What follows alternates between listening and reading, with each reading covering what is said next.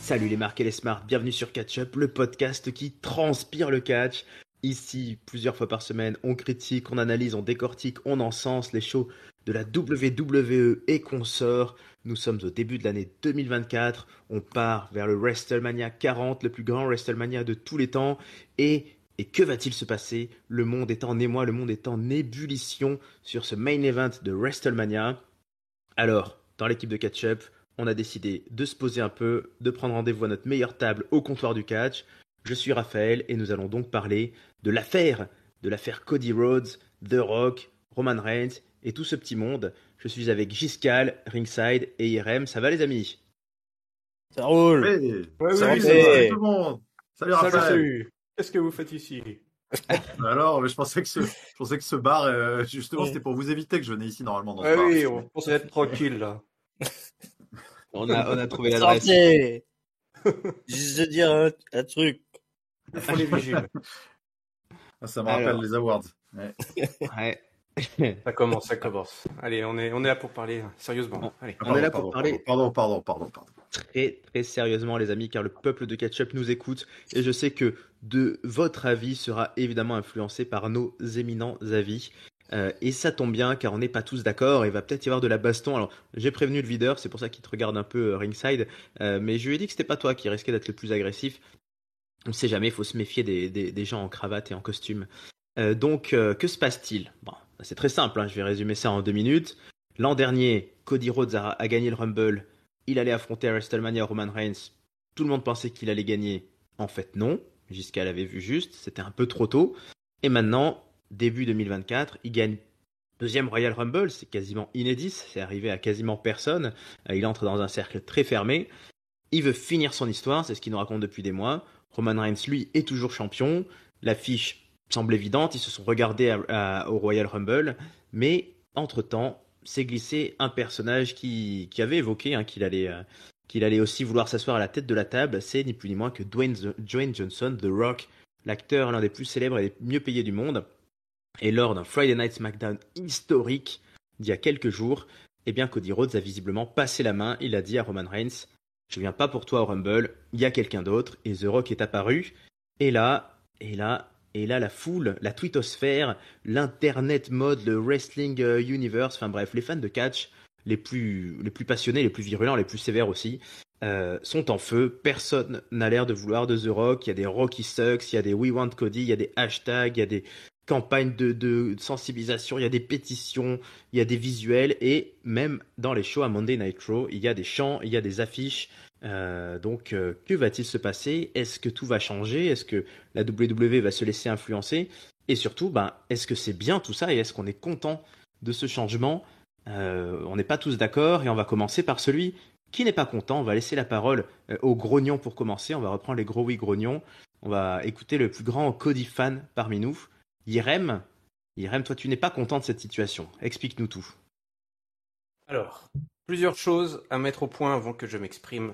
Effectivement, je vais jouer l'avocat du diable ici, en tout cas celui qui n'est pas content.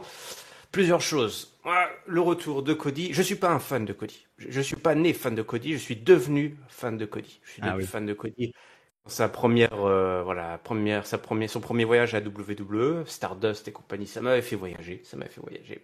Donc Cody est revenu, j'étais pas très fan de Cody. J'aimais pas beaucoup son discours, il m'endormait, c'était pas très intéressant. Et puis il a fini par m'avoir, le salopard. Il a fini par m'avoir, parce que l'histoire qu'il nous racontait, elle était ambitieuse. Ça fait 2 ans que ça a commencé cette histoire. Donc il a fini par m'emporter. Aujourd'hui, effectivement, je suis un fan de Cody convaincu, et peut-être même un vrai fan, dans le sens où je ne l'étais pas. Je suis devenu, avec ces 2 années d'histoire là qui nous ont magnifiquement raconté. Et c'est vrai que patatras, ce salopard, tu l'as dit, c'est un acteur qui des fois, de temps en temps, était catcheur. Donc Dwayne Johnson, voilà, l'homme d'Hollywood, le président, qui arrive et qui remercie Cody d'avoir gardé la place au show et qui lui prend comme ça, remettant en plus, en voyant le Royal Rumble comme si le Royal Rumble n'avait pas existé, parce que tout ça n'a plus d'importance aujourd'hui. Donc, Dwayne Johnson, le voleur, le corporate Johnson, donc ça c'est terrible, c'est une honte tout simplement. Quel merveilleux Ouais. acteur. On te sent même pas convaincu de ton narratif. C'est une honte, tu nous dis. Alors, développe un tout petit peu. Qu'est-ce que tu voudrais, toi? Tu voudrais vraiment, parce que Cody Rhodes a le choix finalement. Il a été aussi attrapé par Seth Rollins au passage, qui lui a dit non, viens te battre contre moi, viens te battre contre moi. Alors cette histoire-là, là, tu n'y adhères pas? Alors, en fait, en vrai, Plusieurs choses à préciser avant que tu t'exprimes. Vas-y. plusieurs choses à préciser, une bonne quinzaine de choses à préciser. Alors, alors, vendredi soir, moi, ça n'allait pas du tout, effectivement. Ouais. J'étais pas bien. Vendredi soir, c'est horrible la façon dont tout ça nous a été raconté. Je pense que le vrai nœud du problème, il est là. Il n'est pas tant dans la place qui était promise et on est là tous à tomber de notre nid, là, de notre arbre, alors qu'on nous l'avait annoncé, hein, l'arrivée du Rock. Mais ça nous a été quand même très très mal raconté ce vendredi, et il y avait de quoi quand même se poser des questions sur comment ils allaient s'en tirer. Cette affiche du Rock, on peut lui reprocher qu'elle arrive trop tôt, qu'elle arrive trop tard, mais elle arrive un petit peu n'importe comment, hein, je trouve, hein, avec cette annonce qui a été faite vendredi, là, une semaine seulement après le Rumble. On était quand même chaud, même si on pourrait en discuter, hein, cette victoire de Cody au Rumble, finalement, qui était peut-être trop en pilotage automatique, mais toujours est-il qu'effectivement, on s'est retrouvé avec ce Dwayne Johnson qui arrive avec un personnage qui est déconnecté complètement du temps, je trouve, hein, où on est dans une période avec des superbes histoires, bien racontées, les personnages qui se développent, et lui il arrive, c'est l'attitude era, bim boum badaboum, vas-y que je te fais des blagues salaces, des jeux de regard intenses, on prononce aucun mot. Et puis ça y est, il faut l'accepter, c'est notre main event de WrestleMania. Et puis oublier tout ce qui a été fait avant.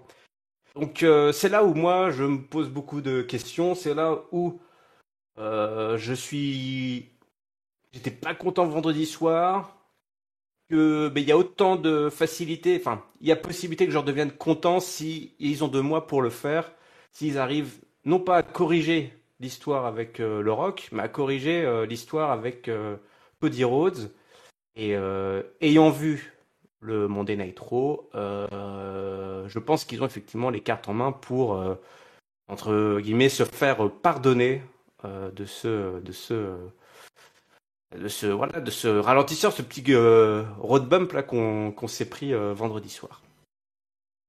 Alors, road bump que tu as encaissé, mais tout le monde n'a pas eu la même perception. Giscal, toi, tout ça t'a. Vendredi soir, t'étais content plutôt, hein. Toi, t'étais dans les bars et t'étais à la fête, ouais. Ouais, j'avoue, j'étais plutôt content. Enfin, je suis content par la force des choses parce que Roman Reigns contre le Rock, quoi. Enfin, tu peux pas. On en avait déjà beaucoup parlé quand le Rock était venu faire son apparition surprise à Monday Night Raw et qu'il nous avait droppé cette petite bombe après s'être copieusement moqué de notre ami Jinder Mahal. Il nous avait dit j'aimerais bien m'asseoir à la tête de la table. On était déjà tous en train déguiser nos PEL pour réserver des billets pour Philadelphie. On s'est dit ouais, ça y est, on y va. Puis ils avaient complètement mis le truc sous l'été noir un peu, parce que c'est vrai qu'on n'en parlait plus. On n'en parlait plus du Rock. Et puis entre-temps, c'est passé ce qu'a repris Yerem. Hein. Il s'est passé, c'est peut-être là-dessus où on sera d'accord avec Yerem, je pense. Et ce qui s'est passé, c'est que la WWE a repris le cours de son cours normal et a recommencé à raconter l'histoire de Cody Rhodes, la fameuse histoire qu'il doit terminer. Il a gagné le Rumble et il a pointé du doigt Roman Reigns, tout concordait. Et puis là, revoilà le Rock. Donc je suis super content parce que oui, Rock Roman Reigns, c'est concrètement, tu peux pas faire, je pense actuellement, plus gros match que celui-là. C'est le main event absolu. Donc ça a toute sa place à WrestleMania 40. On peut pas cracher sur Roman Reigns contre le Rock à WrestleMania 40. Ça me semble impossible, quel que soit mon niveau de de romantisme catchesque.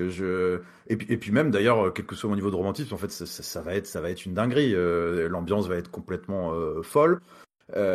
Mais là où c'est là où je suis pas complètement un satisfait de cette situation, c'est sur ce qu'a évoqué Yerem, c'est que finalement, euh, je ne comprends pas trop ce revirement. Alors, j'aime pas trop m'immiscer, peut-être contrairement à Ringside qui va prendre la suite, peut-être pourra-t-il nous éclairer, mais j'aime pas trop m'immiscer derrière le rideau à la WWE. J'aime pas trop savoir ce qui se passe dans les coulisses.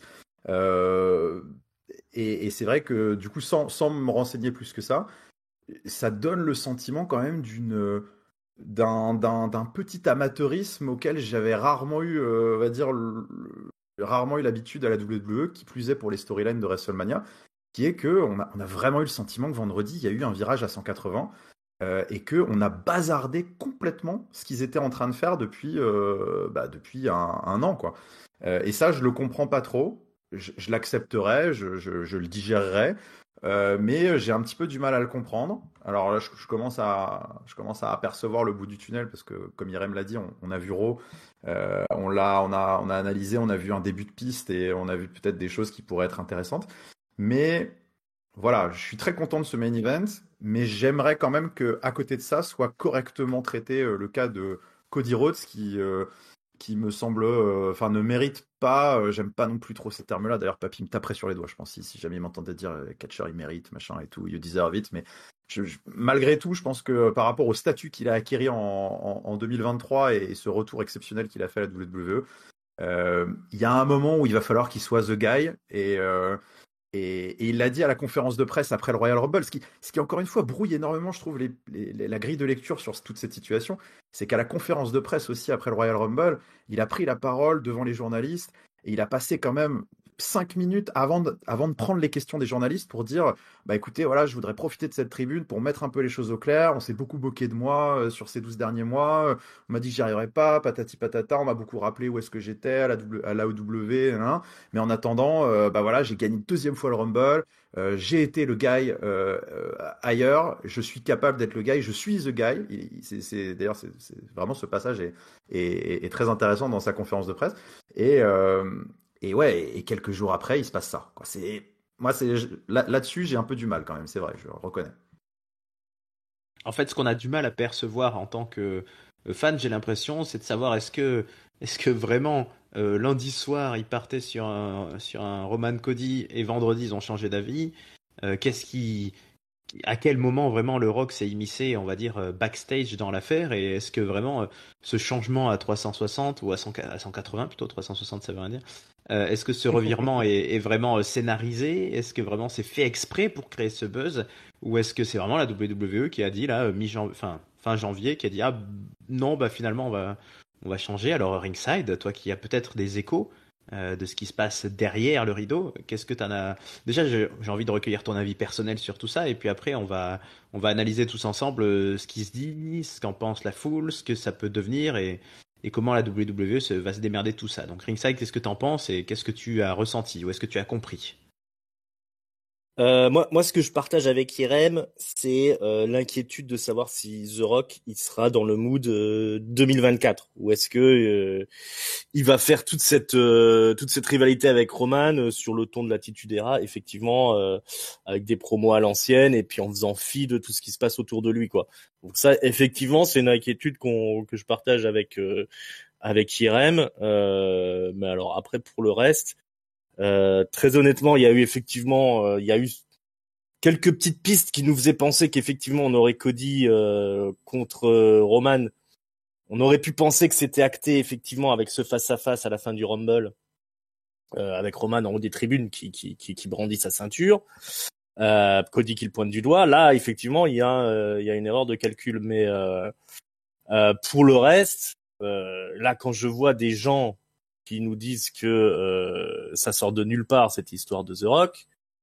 Il y a quand même, enfin moi j'ai pas rêvé. Il y a bien un mois ou deux, The Rock il a annoncé qu'il voulait participer à Mania, et on a eu une promo à Monday Night Raw où il a dit qu'il voulait être la tête de la table, quoi. Ça on l'a pas rêvé, quoi. Donc les indices ils étaient quand même là, et ils étaient quand même assez évidents.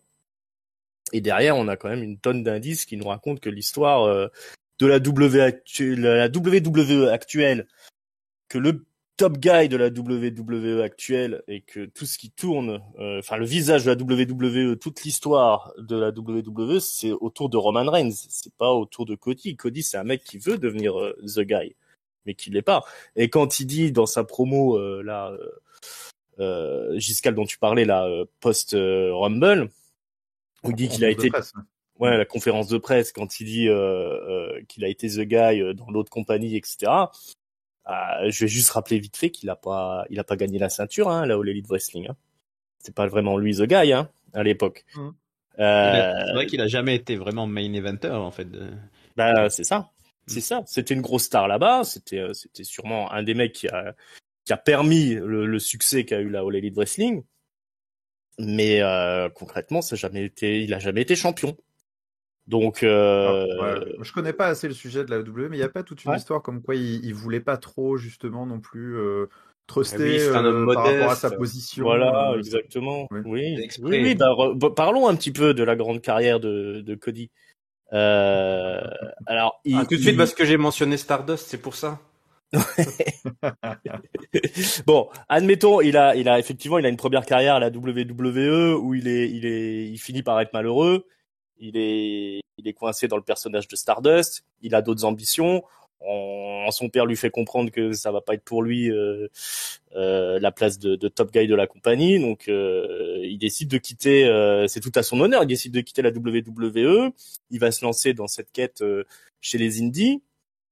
Mais très rapidement quand même, il va être très très malin. Il va aller rejoindre le train des Young Bucks. On va le voir apparaître dans la série Being the Elite, qui à l'époque, c'est le truc le plus hot dans le monde du catch, quoi. La WWE, elle a pas le succès incroyable qu'elle a aujourd'hui. Elle est plutôt en phase descendante. Beaucoup de gens sont mécontents. Notamment à l'époque, on est déjà sur Roman Reigns. Les gens sont pas convaincus par Roman Reigns. C'est une histoire de 10 ans, hein, Roman Reigns quand même. Donc il s'incruste avec les Young Bucks, il fait Being the Elite. Il va continuer à prendre le train et se lancer dans l'aventure de la All Elite Wrestling, de All In. Il va quand même nous faire ce sketch où il défonce le trône de Triple H en se présentant quand même comme le sauveur du catch. Donc il se met clairement en opposition avec la WWE quand même, hein, et c'est lui qui lance. Il surfe sur la haine de la WWE qui a une partie du public à cette époque. Et finalement, il finit par trahir ses potes. Il est le premier à revenir à la WWE. Bravo l'intégrité quand même. Il revient comme le fils prodigue. Je rappelle quand même que c'est le fils de Dusty Rhodes, donc c'est un fils d'eux, quoi. C'est pas, il vient pas, c'est pas un mec qui a trimé toute sa vie pour devenir catcheur comme un Sami Zayn ou comme un Kevin Owens, quoi. Hein, comme un Drew McIntyre. Hein. Voilà, c'est le mec, c'est un épo, quoi. Et il revient, tapis rouge, il bat quand même 3 fois de suite Rollins. Contre les stars. Ouais, il gagne quand même une fois contre Rollins avec un bras en moins, de rien. Il se blesse, il revient à Rumble en 30e, si je dis pas de conneries, et il gagne le Rumble assez facilement. Il perd comme un con contre Roman parce que c'est Roman la star, c'est pas Cody.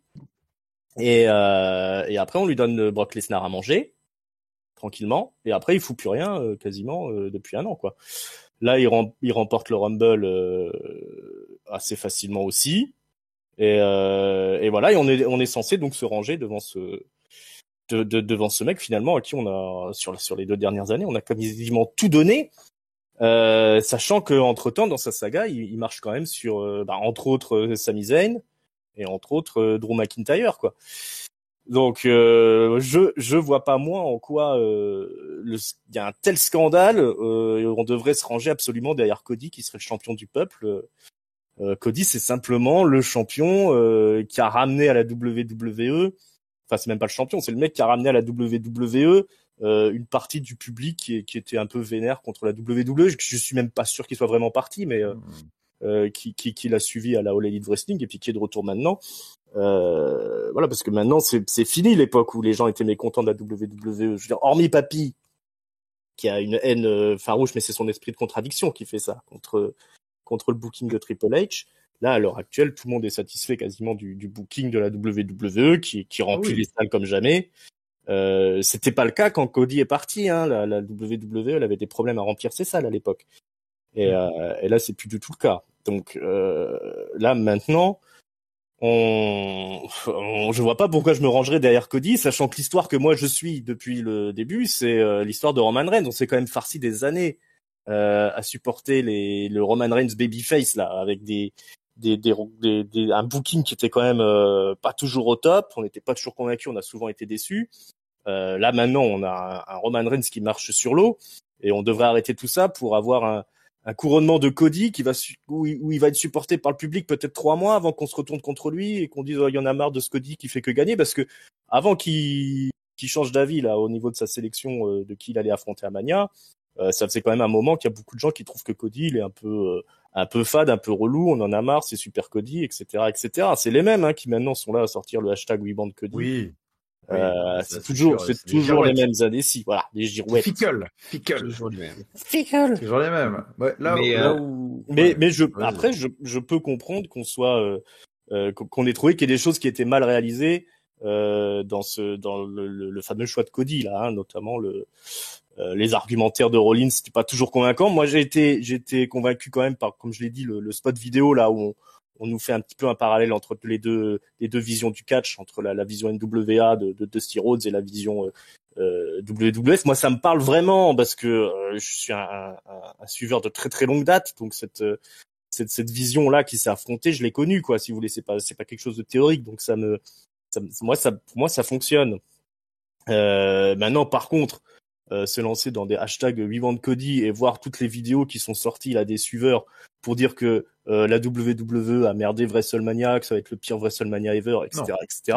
Ça, on est vraiment dans du n'importe quoi et sur surfer sur la vague anti-WWE sur laquelle ils prospèrent tous depuis des années, sachant que ils avaient de quoi faire avec le cas Vince McMahon. L'affaire Vince McMahon, et ils se rendent pas compte qu'ils sont en train de se faire clairement manipuler par la WWE, parce que je pense que le but ultime de ce retournement de situation et de ce parachutage de The Rock, c'est aussi pour faire grogner les gens, pour que les gens se focalisent sur le produit et pas sur l'affaire crapoteuse de Vince McMahon quoi. On l'a bien vu à Monday Night Raw avec les petites affiches qui sont sorties visiblement d'après ce qui se dit, d'après 2-3 images qu'on a sur Twitter. C'est des pancartes. Il y a beaucoup de pancartes qui ont été, de petites affichettes qui ont été distribuées sur les sièges comme ils ont l'habitude de le faire à la WWE avec le hashtag WeWantCody. Donc ils sont déjà en train de recycler le truc. Ça, visiblement, c'est un fan qui les avait imprimés. D'accord. On avait un tweet aussi, effectivement. Ouais, on a vu un tweet qui laissait penser que c'était la prod qui avait mis les affiches. Mais visiblement, c'est des fans qui ont imprimé. Des fans. Ouais. Alors des fans, ils auraient laissé passer ça. Le mec qui distribue les trucs, c'est un peu étrange. C'est ce que j'allais dire à Rick Sykes.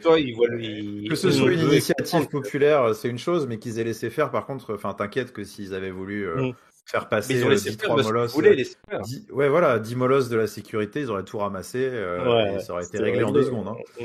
Surtout qu'ils ont bien mis l'accent dessus dans la réalisation, t'as eu des plans absolument concrets sur la foule avec les pancartes, comment Pat McAfee l'a mentionné une paire de fois. C'est quelque chose qu'ils intègrent assez facilement à la storyline, et ça permet de faire peser à mort sur la WWE, ce qui est le but, puisqu'on parle quand même vers le plus grand WrestleMania ever. Et encore une fois, je dis, on va pas donner le main event du plus grand WrestleMania ever à Cody Rhodes, faut pas rêver. Alors, ce qui effectivement a été riche d'enseignements dans le dernier Monday Night Raw que nous venons de voir, donc à la date où nous parlons, nous sommes juste le lendemain du lundi 5 février. C'est 2 choses. C'est d'abord que finalement, effectivement, il y a quand même un public. On se posait la question après SmackDown qui adhère à cette histoire du WeWantCody. Nous étions à Saint-Louis dans le Missouri. Nous étions à peine 3 jours après cette histoire d'arrivée du Rock. Donc, est-ce que les fans allaient adhérer à ce mouvement qui est né sur la twittosphère? Visiblement, oui, pas mal. Il y a eu des chants WeWantCody quand Cody est arrivé. Il y a eu des Rocky Suck. Donc, il y a presque même pour moi plus choquants que les WeWantCody. Ouais. Ils peuvent être un effet de mode assez facile. Se retourner contre le Rock, c'est Peut-être C'est encore sûr plus que- fort, je crois. Ouais. Et le deuxième enseignement dont vient de parler Ringside, c'est que on fait pas semblant, quoi. On en parle. Mm. Rollins en a parlé au micro. Drew McIntyre a bâti presque toute sa promo dessus dans un rôle assez étonnant, mais on va en parler, je pense, de Drew qui a son épingle à jouer, de Hill qui dit presque ce que le public veut entendre ou qui Mm. se place presque en People Voice of the Voiceless. Et donc oui, la WWE va jouer avec ça. Donc finalement.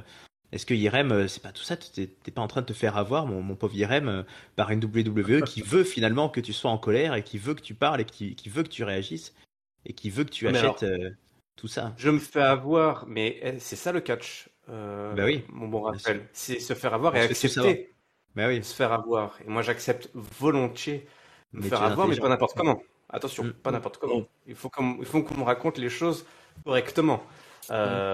Effectivement, Roman Reigns, c'est la méga star, mais c'est aussi, c'est quoi Roman Reigns, c'est le méga heel. Ouais. Et on peut pas avoir qu'un méga heel, il faut avoir un méga babyface. Il faut avoir un babyface qui aille faire tomber ce heel. Et Cody Rhodes, ben, semble avoir toutes les caractéristiques, tous les paramètres pour pouvoir aller faire tomber ce Roman Reigns si quelqu'un devait le faire tomber. Donc, moi, ce que je retiens, c'est que, de toute façon, c'est là où ce que je retiens de Ringside, et c'est très intéressant ce qu'il a dit, parce que je pense pareil, c'est un symptôme, c'est qu'on arrivait à ce Rumble avec ce Cody Rhodes qui le gagne sans fanfare, quoi, sans grand suspense, presque en pilotage automatique. Et que finalement, on se rangeait derrière Cody Rhodes, mais parce que on nous y avait habitué à se ranger derrière Cody Rhodes. Ça fait 2 ans qu'on nous a habitués à se ranger derrière Cody Rhodes.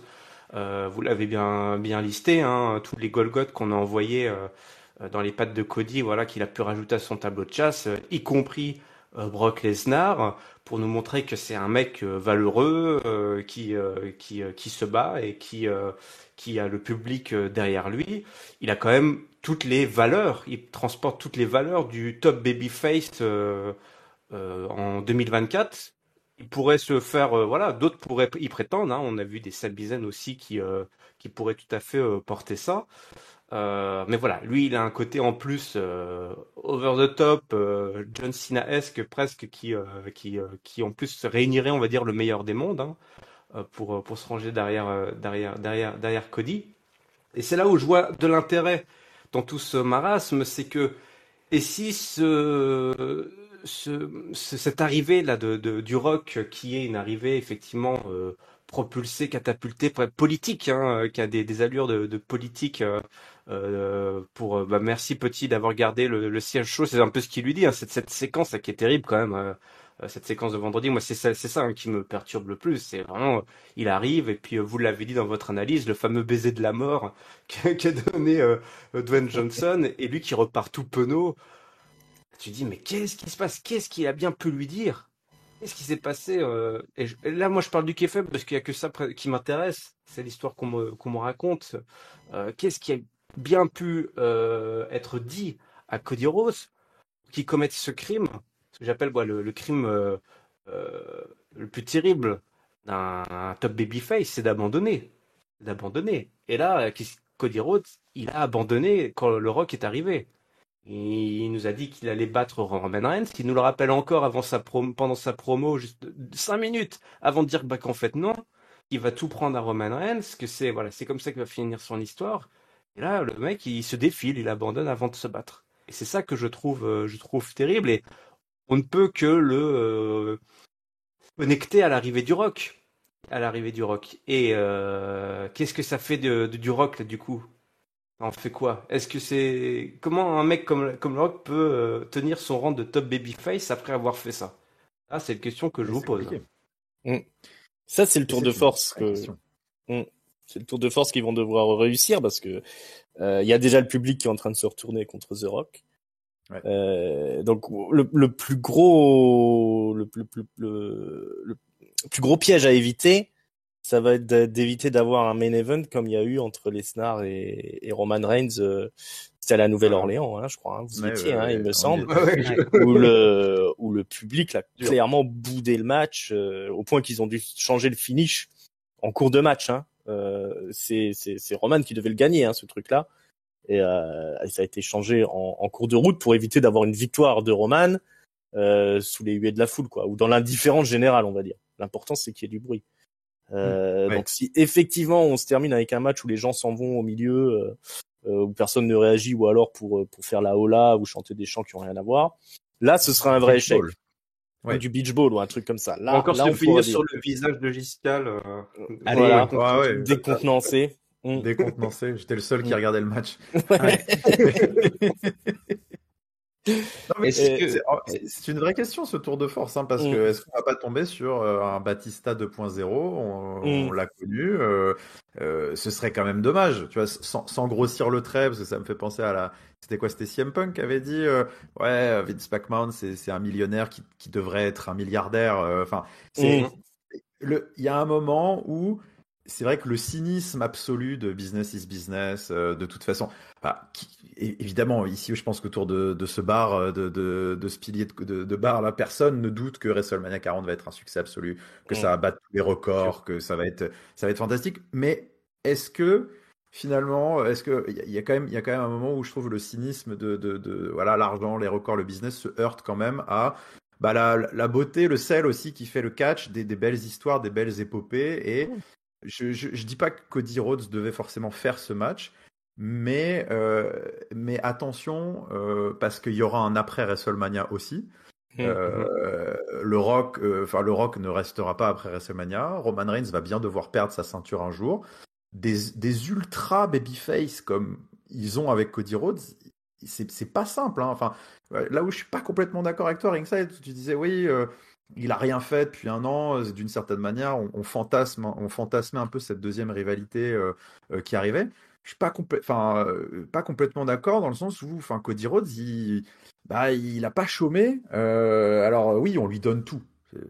C'est les bookers qui lui donnent, hein, mais c'est-à-dire que derrière, à côté de ça, le gars, ça fait depuis son retour à la WWE, et si on exclut sa période de blessure, je crois que c'est le recordman absolu de match à la WWE. Il fait tous les house shows.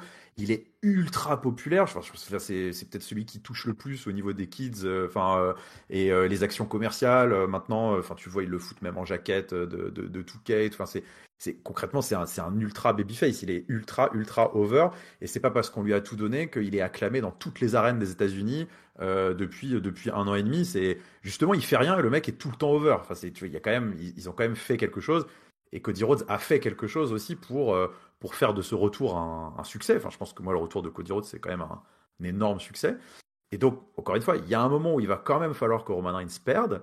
Et donc, tu l'as très justement dit, Yarem, il faut des méga heels, mais il faut aussi des méga babyface.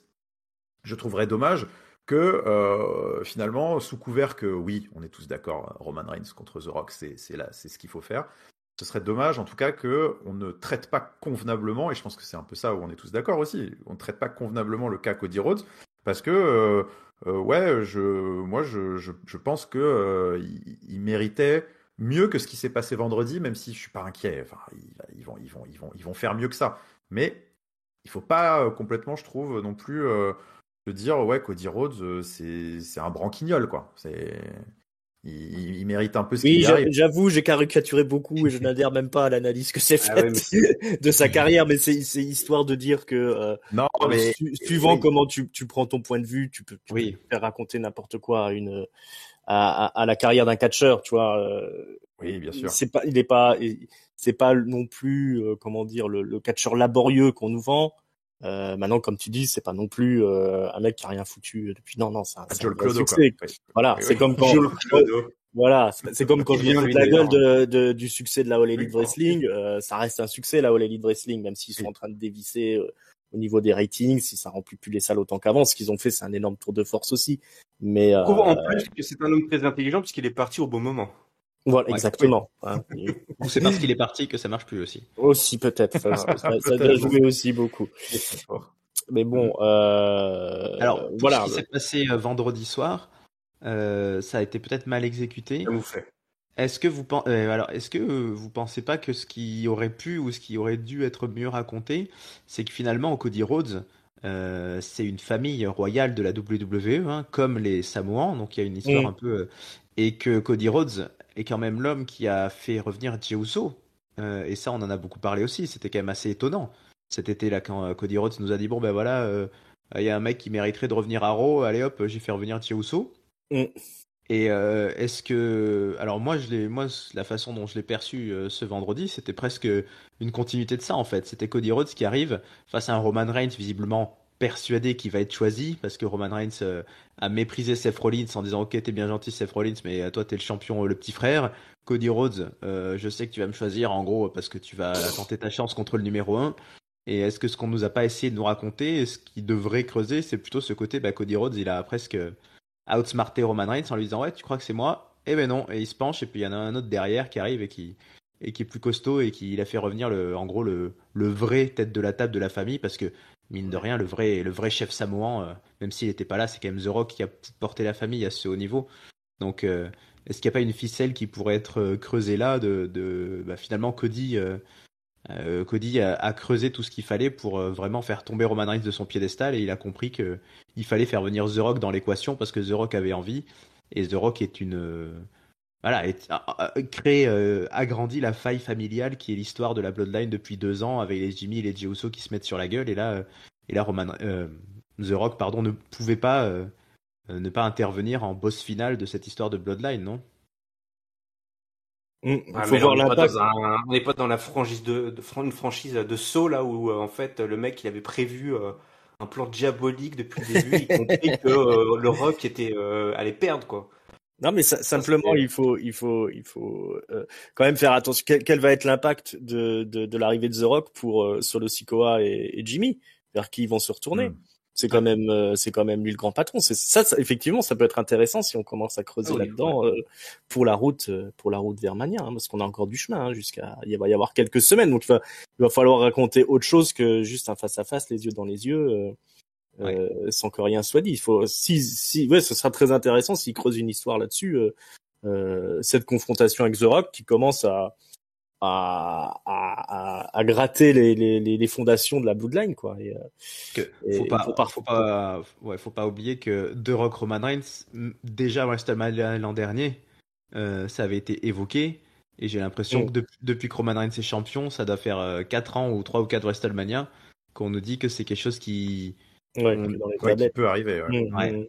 Donc, c'est-à-dire que l'année dernière, c'est Cody Rhodes qui a pris la place de Rock. De Rock, exactement. Voilà, exactement. Ça peut être Jean Guy. Mais est-ce que dans tout ça aussi, il y a une carte à jouer peut-être pour la WWE et c'est vraiment le point que sur lequel j'aimerais vous questionner, c'est que nous on ne sait pas, voilà, on est des fans, tout ça se passe, on apprend petit à petit, mais il y a une inconnue aussi qui est évidemment pas prévue dans l'équation. Il y a CM Punk qui est blessé, ce qui a très probablement aussi rebattu des cartes. Et il y a un Seth Rollins pour lequel, pour le moment, on ne nous dit rien. On l'a bien dit à Raw, Adam Pearce a dit ouais, il est pas encore clear to compete, on sait pas. Est-ce que vous pensez que la WWE temporise pas un peu aussi sur ça, avec un Seth Rollins qui est là quand même, qui ouvre les shows, qui nous dit voilà, je suis le champion, etc. Un Drew McIntyre, un Sami Zayn, je sais que t'aimes beaucoup Sami Zayn. Est-ce que les issues de ces main events de WrestleMania et finalement l'orientation de Cody va sûrement dépendre de tout ça, mais est-ce que vous pensez que la WWE sait déjà vers où elle va? Est-ce qu'elle sait déjà par exemple que Seth Rollins est out, ou est-ce qu'elle sait déjà que Seth Rollins est clean, ou on continue de tâtonner? Giscal, toi tu le sens comment ça? C'est vrai que c'est une bonne question parce que on peut pas s'empêcher forcément de mettre en perspective l'Euro qu'on vient de voir pour parler de ça, parce qu'en effet l'Euro était un petit peu dans le prolongement de ce SmackDown, à savoir qu'on a évidemment, ils ont pris la température, ils ont testé des trucs, ils ont lancé des pistes, mais on n'en sait toujours pas beaucoup plus sur la carte. Aucun match n'a été annoncé, ne serait-ce même qu'à l'Elimination Chamber. C'est vrai que cette route reste au final incertaine et on ne peut pas s'empêcher. Enfin, je pense que ta question est plus que légitime de savoir, oui, est-ce que finalement tout est complètement gravé dans le marbre. Moi, j'ai envie de penser qu'il y a une part de ça, parce que il se passe depuis plusieurs semaines, plusieurs mois maintenant, tellement de choses qui semblent rebattre les cartes. Il n'y a pas des virages à 180 toutes les semaines, mais il y a quand même au moins des petits têtes à queue ou des petites embardées régulières, parce que le retour de Randy Orton a rebattu certaines cartes sur Survivor Series. Évidemment, le retour de CM Punk qui manifestement semblait être un deal quand même qui s'est fait là chaud, il faut y aller. Le Rock, si on revient brièvement sur l'historique, oui. Il y a eu je pense que c'était quoi? C'était en janvier quand c'était à Day One quand le Rock est venu faire son retour. Malgré ça, il faut quand même se dire qu'avant le Rumble, c'était quoi? C'était en octobre ou en novembre. On se rappelle sans doute du face-off qu'il y avait eu entre Cody Rhodes et Roman Reigns à SmackDown, où c'était quand même là aussi un grosse pierre dans le jardin des pronostiqueurs d'un Cody, d'un Cody Roman Reigns numéro 2. Donc on a l'impression que finalement, voilà, ils vont aussi, et c'est normal, hein, ils auraient tort de ne pas aller au gré aussi des opportunités business qu'ils ont. Mais donc les opportunités business, les blessures qui s'enchaînent en cascade font que forcément ils auraient là aussi tort, je pense, ce serait une faute d'amateur de trop se dévoiler pour risquer finalement de devoir d'un seul coup faire des embardées beaucoup moins confortables d'un point de vue storytelling parce que ils auraient plongé la tête la première dans tout un tas de programmes. Donc je pense qu'en effet ils testent pas mal de choses et Raw en tout cas donnait vraiment ce sentiment-là qu'ils gardent beaucoup d'options ouvertes.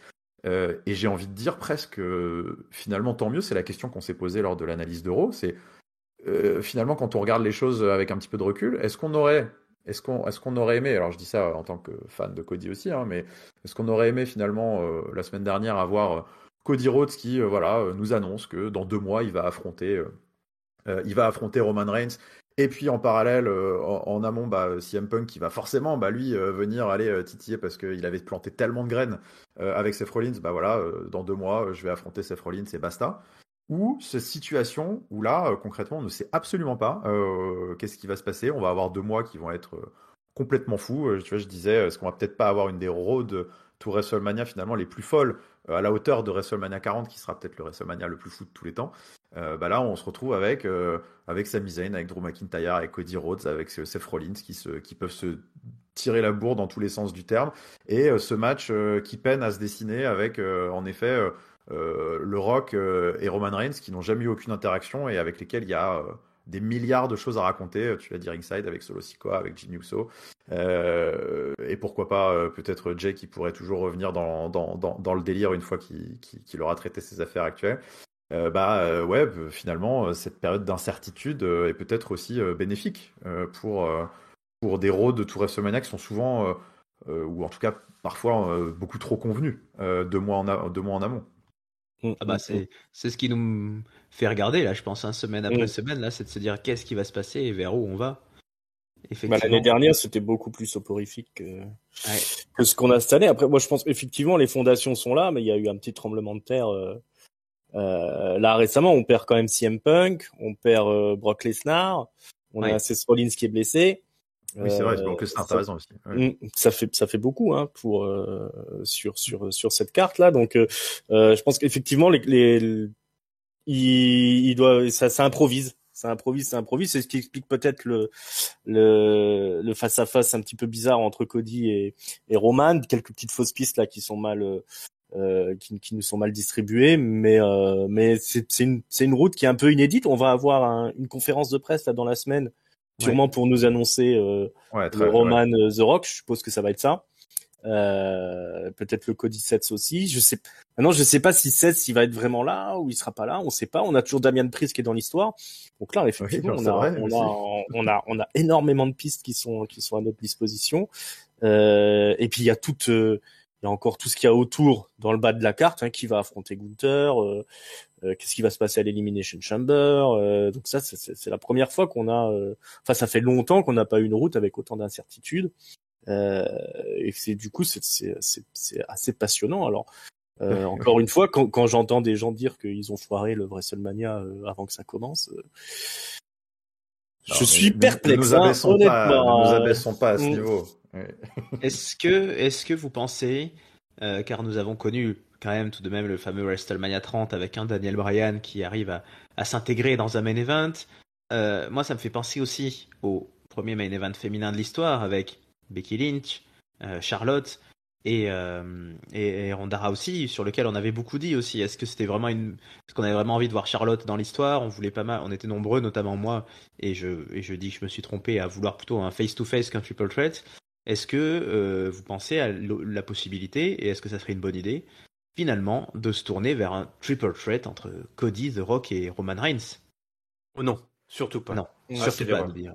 Là, c'est c'est fini l'erreur. en fait. C'est fini. Mm. C'est fini. Là, il faut assumer le choix qui a été fait, qui était peut-être le choix qu'ils avaient fait depuis le début, mais que voilà, ils se sont un petit peu emmêlés les pinceaux en précipitant l'annonce, enfin voilà, la venue du Rock.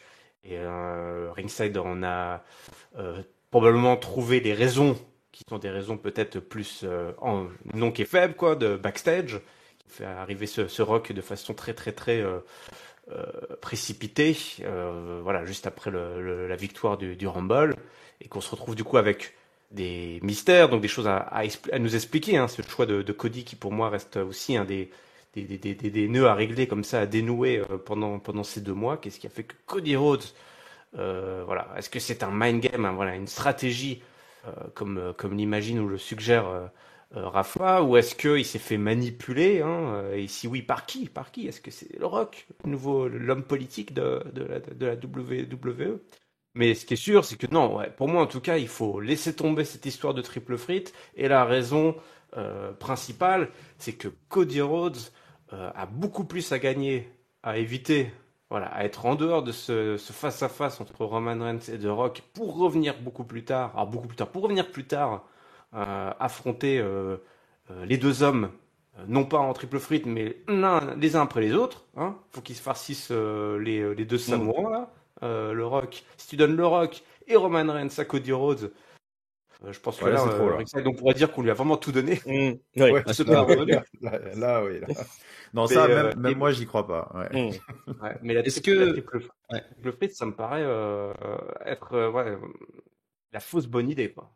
Est-ce que vous pensez, puisque je suis à lancer des fausses bonnes idées, hein, j'aime bien ça, est-ce que vous pensez vraiment, comme certains le titillent, qu'un homme aussi politique, médiatique, star system, et qui se pose aussi en quasi patron de TKO, tout ça comme The Rock, serait prêt à embrasser, on va dire, un heel turn, les guest stars et les personnalités extérieures à la WWE, à l'exception très particulière de Logan Paul, mais sont quand même souvent plutôt des gens babyface parce que une partie de l'audience se tourne vers eux et regarde le catch sans trop connaître les ficelles et les rouages. Donc, est-ce qu'on peut vraiment imaginer un Dwayne Johnson qui deviendrait le méchant dans l'histoire?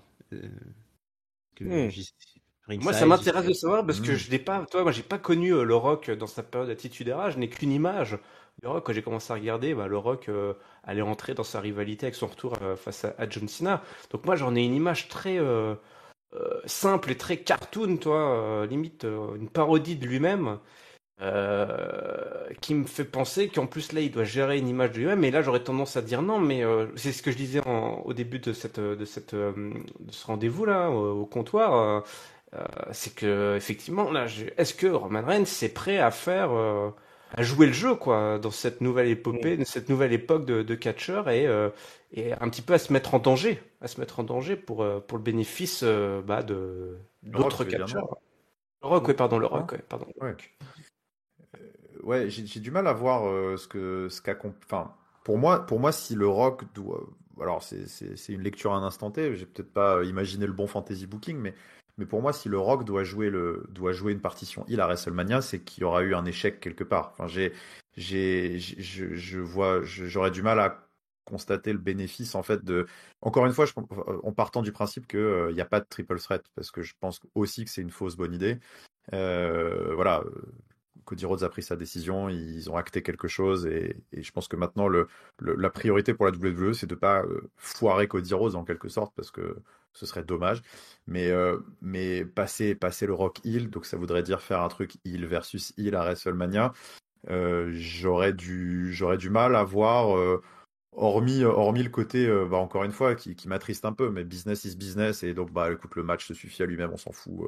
Peu importe les alignements, on joue un peu avec la foule, et le but, c'est juste d'avoir ça sur la carte.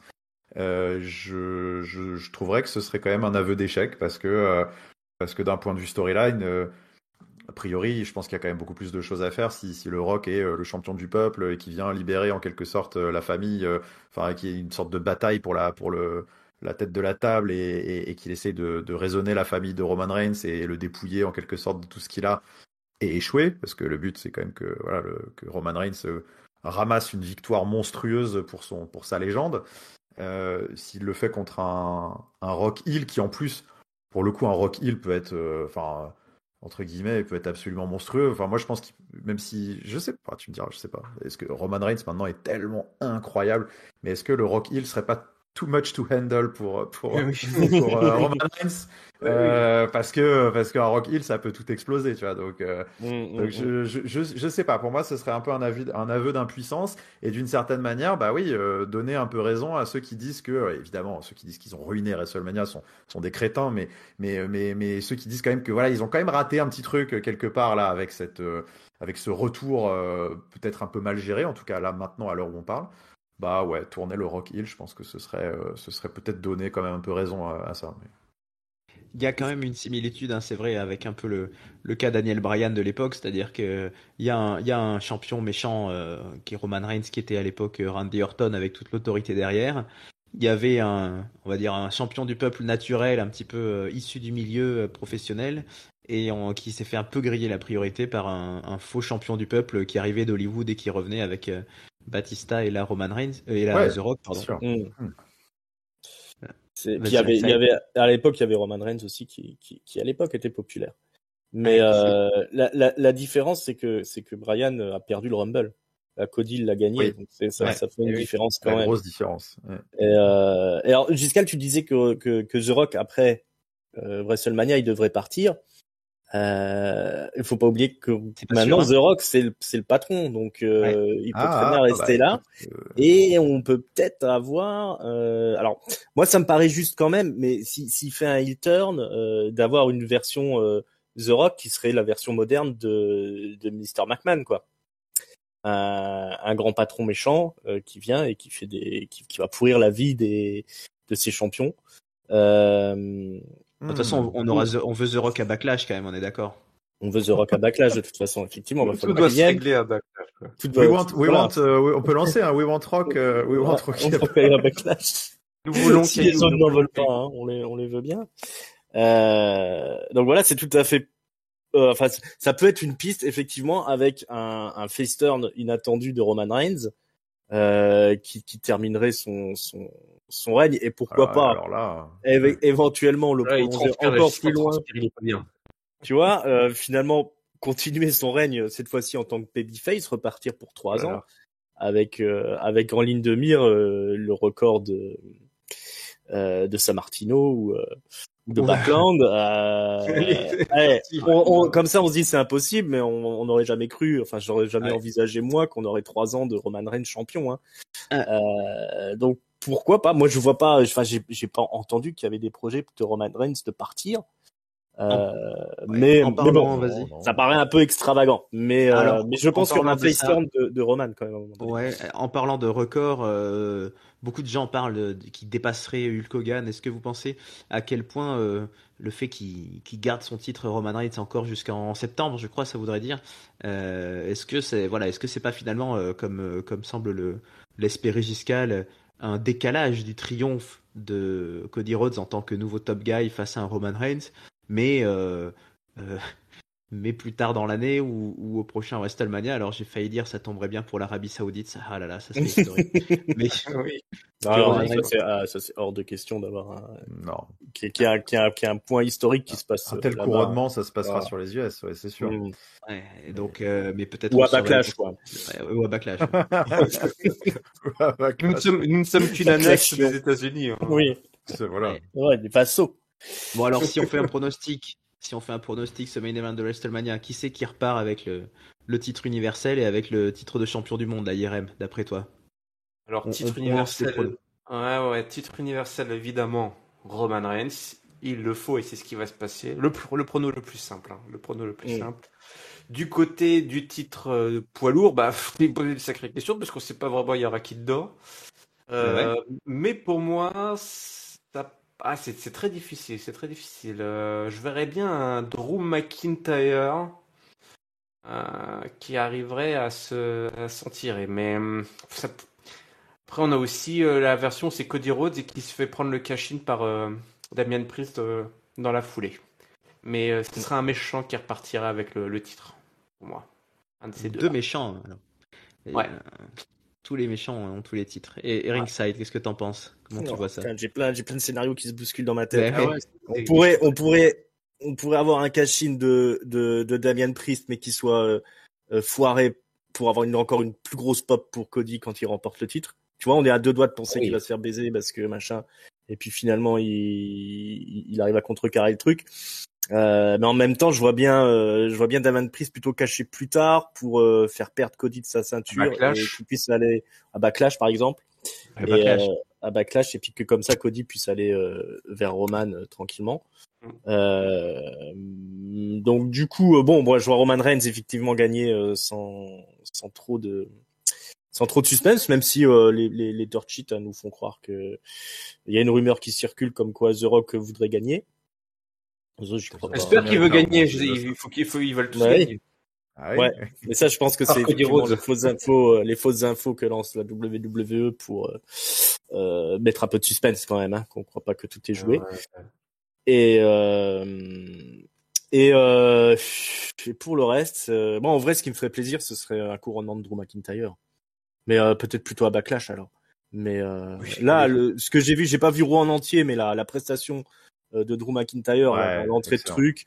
Voilà, son personnage là qui reprend justement tous les griefs, tout le discours des haters là, moi je suis comblé quoi. Donc alors surtout que je pense que Drew McIntyre il a tout autant sa place que Cody. Lui vraiment il a pas eu de shot parce que le moment de sa consécration c'est tombé juste avant le Covid et vu le bonhomme que c'est, je veux dire il aurait continué dans sa lancée après avoir mangé Brock Lesnar. Je pense qu'il serait un tout autre level aujourd'hui. Donc voilà, moi j'aimerais un Drew McIntyre quoi. Et Giscal? Aïe.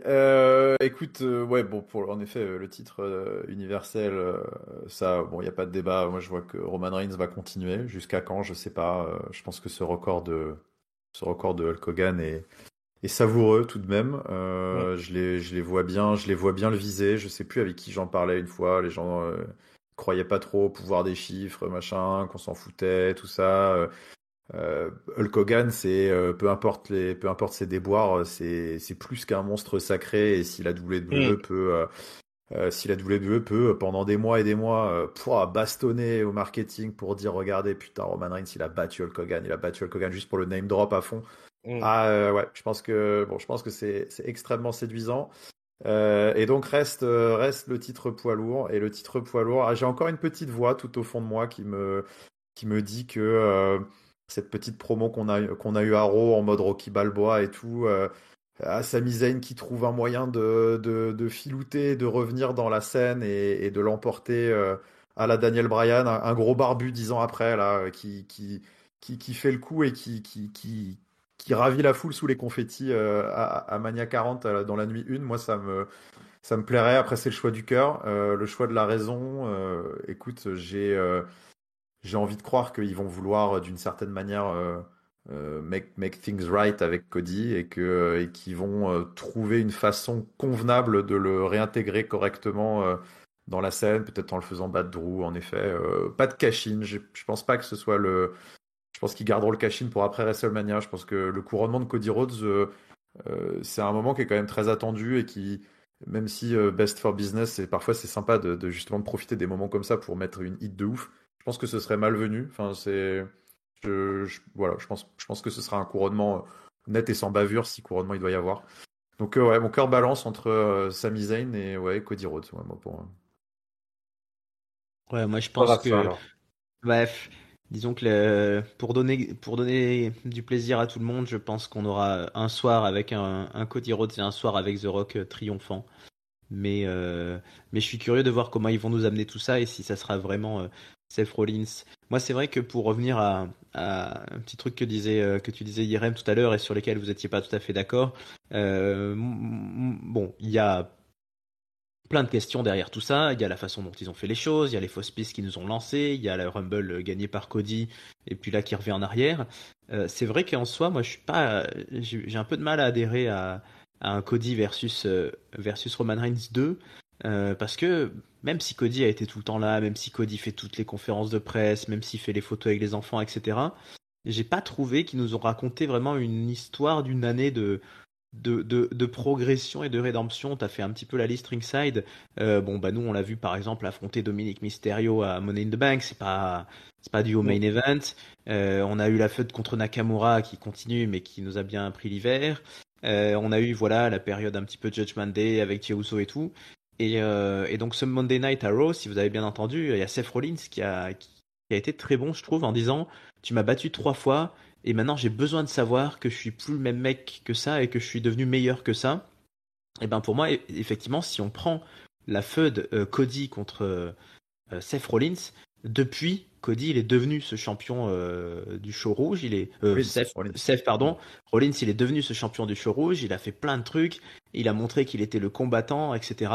Et quelque part, Drew McIntyre, là aussi, depuis quelques mois, depuis l'automne, là, quand il est revenu en mode vous essayez de me niquer avec Jey Uso, etc. Je trouve que là, on a affaire à des mecs qui, scénaristiquement, ont pris une marche, sont grimpés dans la hiérarchie. Et je trouve que Cody a eu quelque chose de plus fade, un peu de plus linéaire, ouais. Donc c'est vrai que je reviens à ce que disait Giscal, qui était effectivement assez pertinent, et je suis d'accord avec toi. Voilà, un Cody qui gagne un Rumble assez facile, sans transpirer beaucoup, et qui arrive se fader un deuxième fois Roman Reigns et qui éventuellement gagne. Mais je trouve qu'on aurait manqué un peu ouais, finalement la montagne à gravir, elle était pas, il s'est juste baladé dans la plaine, Cody Rhodes. Et donc là, bah, The Rock, ça reste une montagne, et donc ça reste un truc qui va se passer, qui va mériter d'être nommé le plus grand et le plus fort WrestleMania de tous les temps. Alors que là, Cody a pas réussi, je trouve, malgré le soutien et la popularité de la foule, à nous embarquer là-dedans. Et voilà, la fin du Rumble nous a, comme à d'autres, hein, sur les réseaux sociaux, donné une impression de on savait pas trop là entre Cody, CM Punk, etc. Mais bon, il y avait un petit côté facile à tout ça, et finalement ils nous ont complètement fait oublier tout ça en une semaine. C'est ça qui est dingue sur la semaine dernière qui vient de se passer, c'est que tout ce qui semblait facile et couru d'avance a été envoyé par la fenêtre, et on arrive avec autre chose.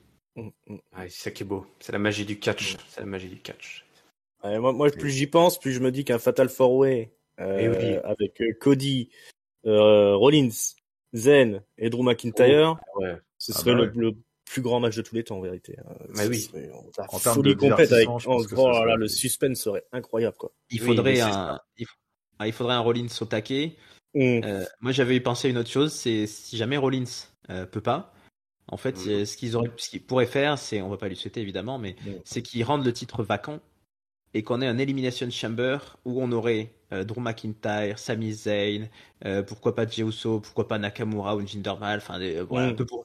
Et ce gagnant-là, il devient pas le gagnant du titre mondial, mais on arrive à WrestleMania avec un titre mondial vacant entre Cody Rhodes et peut-être Drew McIntyre ou peut-être Sami Zayn, mais qu'on ait un nouveau couronnement, en fait, qu'on ait un successeur à Seth Rollins ce soir-là, ça aurait de la gueule aussi. C'est une solution aussi. Ouais.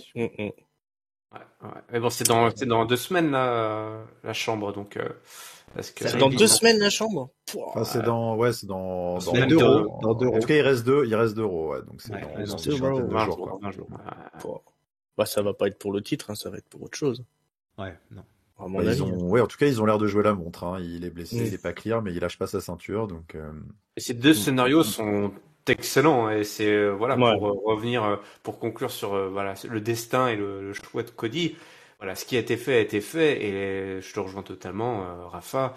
Cody gagnera beaucoup plus à gravir justement cette fameuse montagne qu'il n'a pas connue cette année, en allant justement se frotter à tous ces mecs, Drew McIntyre notamment, pour revenir un petit peu plus tard chercher des noises au Samoa, on sait juste pas encore lequel.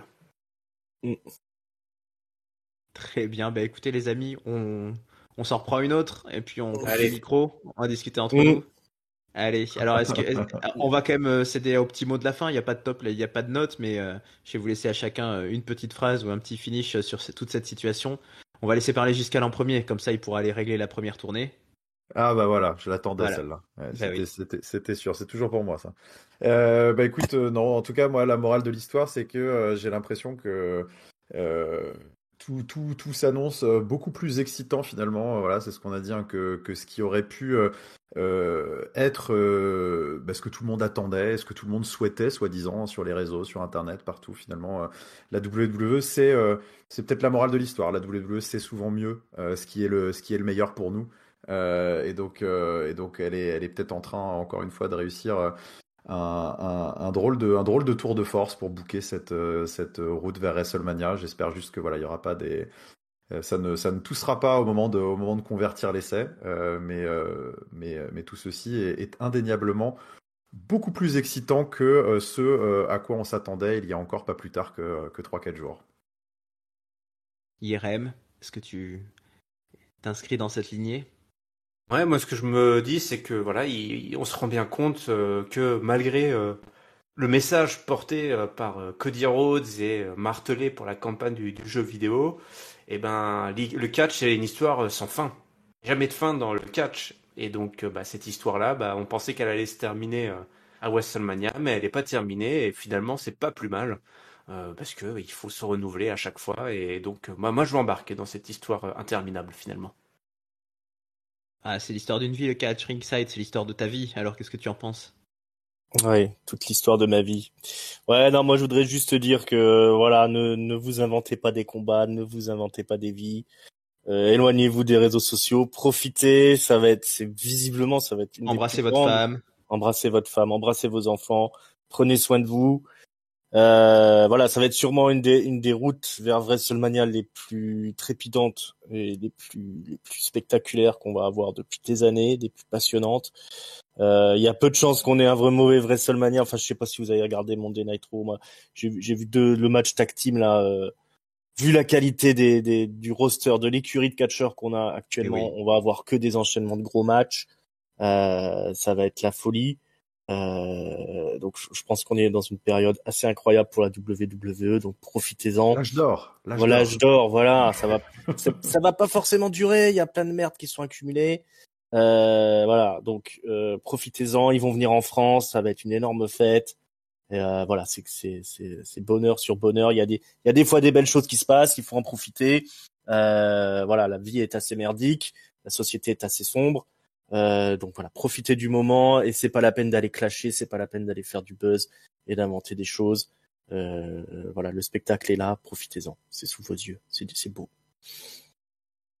Merci Ringside, merci beaucoup. C'était très touchant. Tu vois, tu m'as touché Ouais, je là repaye une tournée pour la peine. Ouais. Allez, vas-y, fais tourner. J'ai J'ai un truc dans l'œil, moi, je sais rien. Ouais. Merci bien, mais c'est ça, la WWE, c'est le bordel, c'est le bazar, on sait pas vers où on va, mais du chaos naissent les étoiles, alors on espère qu'on va aller toucher loin les étoiles à WrestleMania. Peuple de Ketchup, ce fut un plaisir d'avoir discuté un petit peu avec vous. Alors n'hésitez pas la prochaine fois à nous rejoindre au bar, sur le Discord de Ketchup ou sur toutes les bonnes plateformes de podcast. On est partout, même avec une chaîne YouTube, figurez-vous. Ketchup, voilà, sur Deezer, sur Spotify, sur Google Podcast, sur Apple Podcast, etc. On va bien sûr analyser cette Road to WrestleMania de l'âge d'or. On va parler de Raw, on va parler de SmackDown, on va aller suivre ce qui se passe en Australie, on va être partout. Et bien sûr, on sera donc à Backlash, parce que le fin mot de toute cette histoire, on n'en doute pas, ça sera en France, ça sera à Backlash, ça sera à Lyon, la Tour Eiffel, tout ça. On est même en train de se déguster un petit resto. La fameuse. Ouais. Voilà. La fameuse, oui. Moi, je pense qu'un Truth va aller à Paris et on aura droit à une petite séquence sympa où il doit prendre le TGV pour nous rejoindre avant la fin du PLE. Ah, ça serait incroyable. Moi, j'imagine bien un Truth au volant d'un véhicule d'agriculteur qui parte vers Paris, là, ça serait pas mal. Il sera over comme jamais, là. Ouais. Ah là, c'est sûr. Un Truth, leader de la grève en France et de la révolution. Merveilleux. Allez, salut les copains, ciao à tous et à très bientôt. Bye bye. Salut. Ciao tout le monde.